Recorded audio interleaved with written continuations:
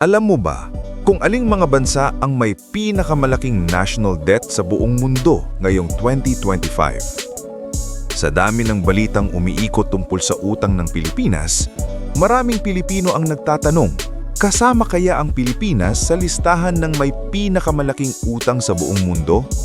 At kung oo, gaano kaya ito kalaki kumpara sa ibang bansa? Sa video na ito, aalamin natin kung alin ang top 10 bansang may pinakamalaking utang sa buong mundo ngayong 2025. Titingnan natin kung sino ang nangunguna sa listahan, bakit sila nalubog sa utang, at kung paano ito nakaapekto sa kanilang ekonomiya. Siyempre, hindi mawawala ang tanong ng bawat Pilipino. Nasaan ang Pilipinas sa usaping ito? Delikado na ba o malayo pa tayo sa mga bansang lubog na lubog sa utang? Ang mga impormasyong ito ay base sa International Financial Reports, Global Debt Rankings at Economic Data na ginagamit ng mga eksperto sa buong mundo. Pero bago ang lahat, huwag kalimutang mag-like, comment at subscribe para sa mas marami pang content na katulad nito. Let's get started! Ano nga ba ang national debt at saan nangihiram ng pera ang mga bansa? Ang national debt o pambansang utang ay halaga ng pera na inutang ng isang bansa para punduhan ang mga gastusin ng kanilang gobyerno. Halimbawa na lang ang infrastruktura, serbisyong pampubliko, social programs at iba pa. May tatlong karaniwang pinagkukunan ng utang ang isang bansa. Una, ang domestic borrowing o ang utang sa loob ng bansa. Ito ay nanggagaling sa mga local banks, investors o mga institusyon tulad ng pension funds. Pangalawa ay ang external borrowing o ang utang mula sa ibang bansa o international institution, katulad na lang ng multilateral lenders gaya ng World Bank at International Monetary Fund, bilateral lenders na direktang pautang mula sa ibang gobyerno, at international bond markets na nagbebenta ng government bonds sa mga foreign investors. At ang pangatlo ay ang foreign investors at creditors. Ito ay ang mga non-resident financial institutions o bondholders na bumibili ng government debt sa merkado. Simulan na natin! Top 10, Brazil. Ang Brazil ay isa sa may pinakamalaking ekonomiya sa South America. Kilala ito sa malakas na sektor ng agrikultura, pagmimina at manufacturing, pero madalas ding hinahamon ng inflation at political instability. Ayon sa pinakahuling datos, ang national debt ng Brazil ay umaabot na ng $1.8 trillion. At kapag hinati ito sa bilang ng kanilang populasyon, katumbas ito ng $7,056 na utang kada mamamayan. Alam mo ba, isa ang Brazil sa pinakamalalaking exporter ng kape, soybeans at beef sa buong mundo. Top 9. Canada. Ang Canada ay may matatag na ekonomiya na suportado ng natural resources, advanced manufacturing at serbisyo. Isa rin ito sa mga bansang may mataas na kalidad ng pamumuhay. Sa kasalukuyan, umaabot sa $2.3 trillion ang utang ng Canada at tinatayang $76,474 ang katumbas na utang ng bawat mamamayan. Alam mo ba, malaking bahagi ng kanilang utang ay hawak mismo ng mga lokal na investors at pension funds nila. Top 8. Germany. Ang Germany ang itinuturing na economic powerhouse ng Europe. Kilala ito sa world-class engineering, automotive industry, at exports. Ayon sa latest figures, ang utang ng Germany ay nasa $2.8 trillion na at katumbas ito ng $85,266 na utang kada tao. Alam mo ba? Kahit malaki ang utang ng Germany, kilala ito sa pagiging disiplinado pagdating sa fiscal policy. Top 7. India. Ang India ay isa sa may pinakamabilis lumaking ekonomiya sa mundo at suportado nila ang kanilang teknolohiya, manufacturing at napakalaking populasyon. Sa ngayon, tinatayang $3 trillion ang national debt ng India, ngunit dahil sa laki ng populasyon nito ay nasa $504 lang ang utang kada mamamayan. Alam mo ba, ang mababang debt per capita ng India ay dahil sa higit 1.4 billion populasyon ng kanilang bansa. Top 6. Italy.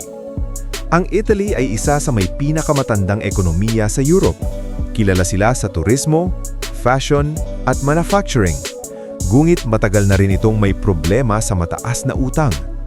Batay sa datos, umaabot sa $3.1 trillion ang utang ng Italy at dahil dito, umaabot ng $49,635 ang utang ng kanilang bansa kada mamamayan. Alam mo ba? Isa ang Italy sa may pinakamataas na national debt sa Europe. Top 5. France. Ang France ay may diversified economy na may malakas na sektor sa industriya, agrikultura at turismo. Isa rin ito sa may pinakamalakas na ekonomiya sa loob ng European Union. Sa kasalukuyan, tinatayang $3.4 trillion ang national debt ng France na may katumbas na $119,450 na utang kada tao. Alam mo ba, malaki ang ginagastos ng France sa social services at isa ito sa mga dahilan ng paglaki ng utang ng kanilang bansa. Top 4. United Kingdom. Ang United Kingdom ay isang global financial hub, lalo na ang London. Malaki ang papel ng banking at service sa ekonomiya ng kanilang bansa. Ayon sa latest data, nasa $3.4 trillion na ang utang ng UK at umaabot sa $152,271 ang utang kada mamamayan. Alam mo ba? Malaki ang epekto ng Brexit sa paggastos at utang ng United Kingdom. Ang Brexit ay ang pag-alis ng United Kingdom sa European Union. Top 3. Japan. Ang Japan ay isa sa may pinakamalakas na ekonomiya sa Asia. Kilala sila sa kanilang teknolohiya at manufacturing. Ngunit matagal na rin itong may napakataas na utang. Sa kasulukuyang datos, ang utang ng Japan ay umabot na sa $10.9 trillion at ang katumbas nito ay ang $37,502 na utang nila kada mamamayan. Alam mo ba? Ang karamihan sa utang ng Japan ay pautang mismo ng mga mamamayan at institusyon sa loob ng kanilang bansa. Top 2. China. Ang China ang ikalawa sa may pinakamalakas na ekonomiya sa mundo na pinapagana ng manufacturing, exports at infrastructure projects. Ayon sa pinakahuling datos, umaabot na sa $15 trillion ang national debt ng China habang $1,787 lang naman ang katumbas na utang nila kada mamamayan. Alam mo ba? Malaking bahagi ng utang ng China ay ginagamit para sa mas malalaking infrastructure at development projects. Top 1. United States. Ang Estados Unidos ang may pinakamalaking ekonomiya sa buong mundo. Malaki ang ginagastos nito sa defense, social programs at government operations.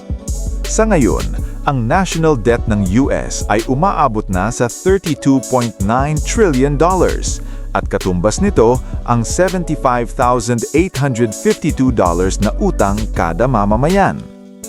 Alam mo ba?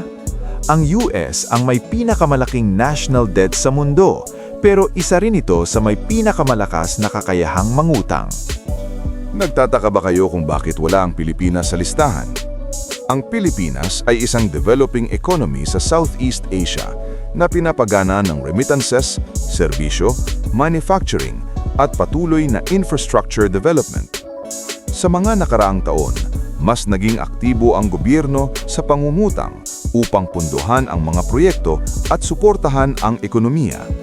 Batay sa pinakahuling datos, ang national debt ng Pilipinas ay umaabot na ng 17.56 trillion pesos at kapag hinati ito sa ating populasyon, katumbas ito ng 150,085 pesos na utang kada Pilipino. Kahit lumaki ang utang ng Pilipinas, malayo pa ito kumpara sa mga bansang may $1 trillion na utang at mas mababa rin ang debt per capita nito kumpara sa karamihan ng mga mauunlad na bansa. At ayan na nga, Ang top 10 mga bansa na may pinakamalaking national debt sa buong mundo 2025. Ngayon, mas malinaw na sa atin kung gaano kalaki ang utang ng ilang bansa sa mundo at kung bakit hindi lang laki ng utang ang dapat tinitingnan, kundi kung paano ito ginagamit at binabayaran. Hindi masama ang mangutang kung ito ay napupunta sa tama mga kabida. Sa edukasyon, kalusugan, infrastruktura at mga programang tunay na tumutulong sa mamamayan. Pero nagiging mabigat ito kapag napupunta sa maling kamay o kapag hindi ramdam ng taumbayan ang pinanggagalingan ng pagbabago. Sa dami ng balita tungkol sa korupsyon at maling paggamit ng pondo ngayon sa ating bansa, mapapatanong na lang tayo kung napupunta ba talaga sa ikabubuti ng Pilipinas ang bawat pisong inuutang natin. At bilang Pilipino, katanggap-tanggap ba na may utang na 150,000 pesos ang bawat isa sa atin? Kung sa personal na utang ay ramdam na natin ang bigat, isipin mo na lang kung paano ito dinadala ng isang buong bansa, ngayon at ng mga susunod pang henerasyon. Kung nagustuhan mo ang video na ito at may natutunan ka tungkol sa national debt ng mga bansa, huwag kalimutang i-like, i-share at mag-subscribe para sa mas marami pang kwentuhan na katulad nito. Maraming salamat sa panonood. Hanggang sa muli, kabida!